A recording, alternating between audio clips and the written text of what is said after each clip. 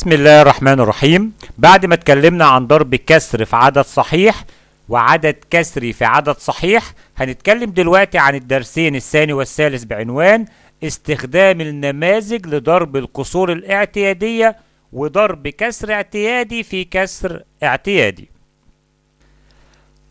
طبعا اول سؤال عندي برضو احنا كنا واخدين اللي هو الضرب في ايه؟ في المحايد الضربي اللي هو الواحد ده، لما كنا بنجيب كسور متكافئة يا اولاد. مراجعة كده سريعة برضو كانت عندنا في سنة رابعة، كان يقول لي ايه؟ لو انا عندي ثلثان عايز اجيب كسر مكافئ، قال لك اضرب في واحد صحيح، بس بدل ما تضرب في واحد عوض عن الواحد بكسر، وطبعا الكسور اللي بتكافئ الواحد بسطها بتساوي مقامها، فعشان اجيب كسر بيكافئ التلتين يعني بيساوي التلتين في القيمة بس الشكل مختلف، بنضرب في تلتين. طريقة الضرب كانت البسط في البسط والمقام في المقام. 2 في 2 ب4 و3 في 2 بكام؟ ب6. طبعا لو انا ما عنديش مقام فبضرب البسط والمقام بيتكتب زي ما هو، انما عندي مقام يبقى البسط في البسط والمقام في المقام. طيب نمذجة عملية ضرب الكسور الاعتيادية. تعالوا نشوف ازاي نضرب كسور اعتيادية.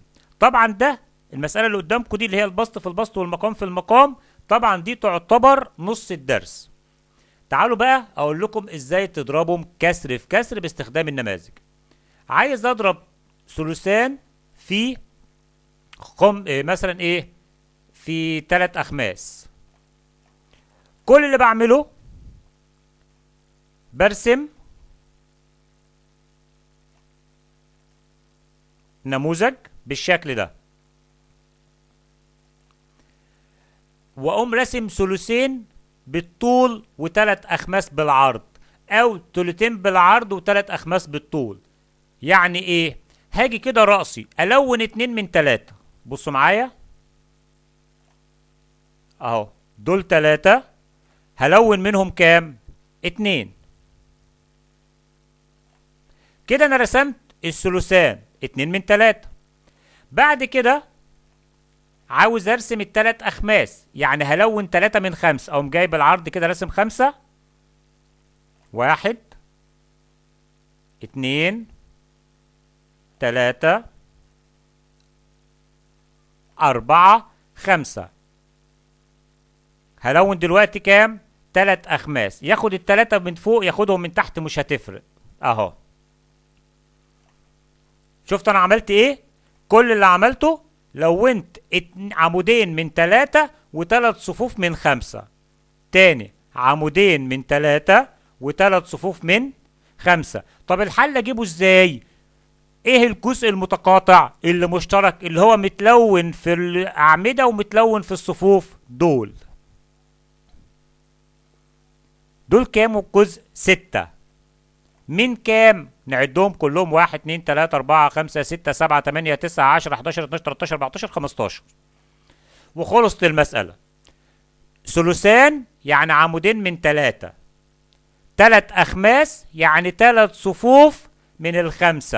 الحل بتاع الجزء المشترك دول كام؟ 6 من ال15. ده بالنماذج. طبعا لو عايز اضرب ضرب على طول هقوم قايل البسط في البسط والمقام في المقام. 2 في 3 ب6، 3 في 5 ب15. طبعا بعد كده اختصر 6 على 3 فيها ال2، 15 على 3 فيها ال5. هناخد مسألة كمان يا ولاد، خمسين في 3 أرباع. هحاول اعملها لكم كده من غير الوان كتير. خمسين يعني 2 من 5، يعني ظلل عمودين من ال5. ادي ال5 هلون منهم ال2 دول. نجيب لون تاني بقى احسن عشان يبان. طيب ال3 أرباع يعني لون 3 صفوف من 4. نرسم ال4 صفوف 1 2 3 4. لون بقى 3 من ال4. 1 2 3. يبقى انا بالاحمر لونت عمودين من ال5، بالاسود لونت 3 من ال4. طيب فين بقى الاجابات اللي هي الايه؟ الاجابه بتاعتي قلت اللي متلون احمر واسود في نفس الوقت اللي هو الجزء ده اللي انا ظللته بالازرق.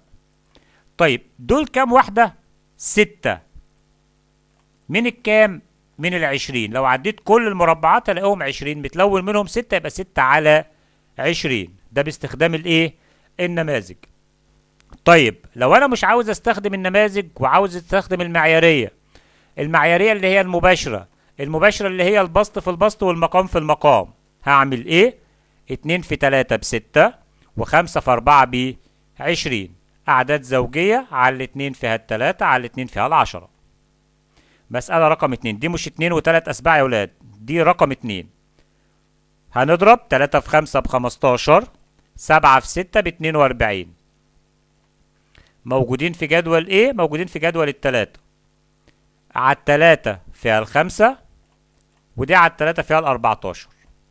اللي عنده أي سؤال يا ولاد يرفع إيده. طبعا بعد النماذج هو هنا جاي يقول لي بقى ايه خوارزميه الضرب، ودي احنا شرحناها خلاص، اللي هو اضرب البسط في البسط والمقام في المقام، وبعد كده اختصر لابسط صوره اذا كان في اختصار. في طريقه بقى ان انا ممكن احط الكسور في ابسط صوره قبل الضرب، ودي اللي انا بحبها. ركزوا بقى في النقطه دي كويس لان هي بتخلينا متميزين. لما اجي اقول 3 على 4 في 8 على 9، طبعا ضرب كسر في كسر بالمعيارية قلنا ايه؟ بسط في بسط مقام في مقام. 3 في 8 ب24، 4 في 9 ب36، وبعد كده اختصر لأبسط صورة. أبسط صورة اللي هي ايه؟ هقسم على الكام؟ والله انت وشطارتك بقى، في اللي يقول لي ممكن نقسم على الاتنين، وفي اللي يقول لي ممكن نقسم على التلاتة، وفي اللي يقول ممكن نقسم على الأربعة، وفي اللي يقول على الستة. بس الممتاز اللي يجيب لي العامل المشترك الأكبر يقول لي هقسم على 12. 24 على 12 فيها الاتنين، 36 على 12 فيها التلاتة. طب لو أنا قسمت على حاجة غير ال 12 غلط؟ لا طبعا مش غلط، ممكن تقسم على الاتنين وبعد كده ترجع تقسم على الستة. أهم حاجة تحطها في أبسط صورة. اللي حصل هنا إيه يا ولاد؟ ضربت وبعدين اختصرت. طب انا هعلمكم دلوقتي تختصروا قبل ما تضربوا، بس ركزوا بقى في النقطة دي لانها مهمة قوي. افكركم بحاجة، احنا متعودين الاختصار من سنة تالتة ابتدائي وزاد معانا في رابعة. كنا بنقول مثلا 8 على 10. عشان احطها في ابسط صورة كنت بشوف العامل المشترك اللي ما بينهم، يعني العدد اللي ال8 وال10 يتقسموا عليه. والكلام ده قلناه في طبعا فين؟ في الوحدتين اللي فاتوا. طبعا ال8 وال10 بيقبلوا على الاتنين، 8 على الاتنين فيها الأربعة، 10 على الاتنين فيها الايه؟ الخمسة. اللي انا عملته هنا ان انا قسمت البسط والمقام على الاتنين، هو نفس اللي انا هعمله هنا، بس في حاجة، ممكن تاخد اي بسط مع اي مقام واي مقام مع اي بسط، انما ما ينفعش تختصر بسط مع بسط ولا مقام مع مقام. تابعوني، في حاجة في البسط وحاجة في المقام بينهم عامل مشترك؟ ايوه، ال8 وال4 العددين في جدول الأربعة. حلو، يبقى هقسم دي على الأربعة فيها الواحد، و8 على الأربعة فيها الاتنين. طب ليه شطبت على ال8 وال4؟ لأن خلاص ما عادلهمش وجود. طالما قسمت هنا وهنا على الأربعة يبقى أنا هشتغل على الأعداد الجديدة اللي أنا كتبتها. وبختصر بسط مع مقام، ما ينفعش بسط مع بسط ولا مقام مع مقام. طب في حاجة تانية؟ أيوه، ده التسعة والتلاتة في جدول التلاتة. خلاص نقسم 3 على 3 فيها الواحد، و9 على 3 فيها الايه؟ فيها التلاتة. نضرب بقى النواتج الجديدة. 1 في 2 ب2، 1 في 3 ب3. أبسط بكتير من إن أنا أضرب وبعد كده أختصر. لما ضربت كانت 24 على 36. احترت بقى أنا إيه هختصر إزاي؟ إنما لما اختصرت في الأول وصلت لأبسط صورة على طول، ولما اختصرت في الأول كانت الأعداد سهلة. ندي مسألة كمان، مثلا 8 على 12 في 4 على 6. تعالوا نختصر. في حاجة تختصر؟ محدش يقول لي ال8 وال4. لا، ما ينفعش اختصر بسط مع بسط. ال12 وال4 ممكن على الأربعة فيها الواحد، على الأربعة فيها التلاتة. ما تنسوش اشطبوا على القديم واكتبوا الجديد، وما ينفعش تقسم ده على الأربعة وده على الاتنين. قسمت هنا على الأربعة يبقى هنا على الأربعة. طب ال8 وال6 موجودين في جدول ايه؟ جدول الاتنين، يبقى 6 على الاتنين فيها التلاتة، وتمانية على الاتنين فيها الأربعة. نضرب بقى اللي عندي 4 في 1 ب4، والمقام 3 في 3 ب9. بدل ما كنت أقول 4 في 8 ب32، وبعد كده 12 في 6 ب72. دي عشان تحطها في أبسط صورة موجودين في جدول إيه.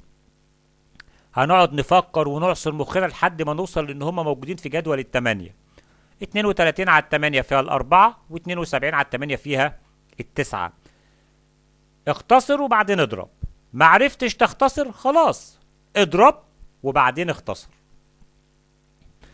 مسألة زي دي ممكن أقول 5 في 30 ب150، و6 في 2 ب12، وأحاول اختصر. وممكن أشوف في اختصار. أيوة، ال30 دي والاتنين، الله، هو لازم يبقى واحد فوق على اليمين والتاني تحت على الشمال؟ لا، مش شرط. أهم حاجة يبقى بسط مع أي مقام من المقامين. ممكن أقول على الاتنين فيها الواحد، و30 على الاتنين فيها ال15. الله، ده 15 وال6 موجودين في جدول التلاتة، فأنا ممكن أقسم دي كمان مرة. على التلاتة فيها الخمسة، ودي على التلاتة فيها الاتنين. ما عادش في اختصار شايفه قدامي. اضرب بقى 5 في 5 ب25، و2 في 1 ب2. طبعا ده كسر غير فعلي. 24 على الاتنين فيها ال12، وتبقى نص. طب مسألة مثلا 3 على 7 في 5 على 3. التلاتة الله، ده أسهل حاجة لما يبقى في عدد في البسط وزيه في المقام. ليه؟ لأن هقوم قاسم عليه. 3 على 3 فيها الواحد، و3 على 3 فيها الواحد. 1 في 5 ب5، و7 في 1 ب7، وحطيتها فين؟ في أبسط صورة. دلوقتي يا حلوين عندنا سؤال رقم 2. عاوزكم بسرعة 1 و2 و3 تحلهم لي بسرعة. وطبعا احنا حافظين جدول الضرب كويس، يبقى الأحسن إن أنا أختصر قبل ما أضرب. هاتوه يبقى أضرب البسط في البسط والمقام في المقام، وبعد كده أختصر. يلا يا حلوين تابعوا الحل معايا. ممكن أقول 4 في 3 ب12، و7 في 8 ب56، اللي هو اضرب البسط في البسط والمقام في المقام. دول موجودين في جدول ايه؟ موجودين في جدول ممكن الأربعة، بس الأربعة صعب ان انتوا تقسموا 56 على الأربعة، فممكن نقسم على الاتنين تبقى أسهل. على الاتنين فيها الستة، وهنا على الاتنين هناخد 4 على الاتنين فيها الاتنين واحد، يبقى 8 وإيه و20. موجودين في جدول الاتنين برضو. على الاتنين فيها التلاتة، على الاتنين فيها ال14. زي ما انتوا شايفين ضربت وبعد كده اختصرت. كان ممكن اختصر الأول. على الأربعة فيها الواحد، على الأربعة فيها الاتنين.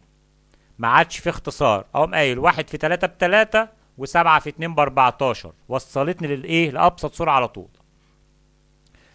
في عددين شبه بعض يبقى هيروحوا مع بعض. على الخمسة فيها الواحد، على الخمسة فيها الواحد.